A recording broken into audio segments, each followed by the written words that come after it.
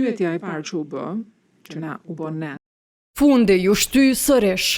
Rasti për tentim pengim të drejtësisë në dhomat e specializuara nuk u finalizua më 19 qershor me dorëzimin e dosjeve përfundimtare, e cila që datë më e preferuar e gjyqtarit të vetëm Christopher Gosnell. Kanadezi e zgjati afatin me kërkesë të posaçme të Fadil Fazliut, antarët e mbrojtjes të cilit kanë probleme shëndetësore, megjithse fjalët finale me shkrim kanë mbetur peng i dëshmitarit kryesor të prokurorisë në këtë rast, Koen Herler. Gjykata e kishte rrëzuar në tërësi dëshminë e ekspertit nga Instituti Holandez për Kriminalistik, i cili pretendonte se dokumentet e gjetura në shtëpinë e Isni Kilajt dhe veturën e Bashkim Smakajt u printuan nga Hashim Thaçi. ZPS e çoi në apel rastin dhe për të s'ka ende asnjë epilog.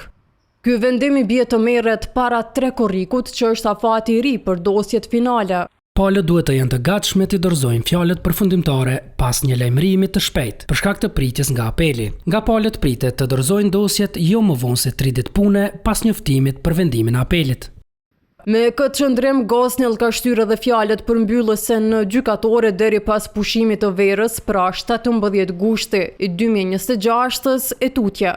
Vendimi i cili me këtë ritë mund të merret deri në fund vit do të bazohet edhe në disa fakte për të cilat nuk ka më luftë ligjore ndërmjet ekipeve mbrojtëse të Thaçit, Smakajt, Kilajt, Fazliut e Kuqit, si dhe prokurorisë.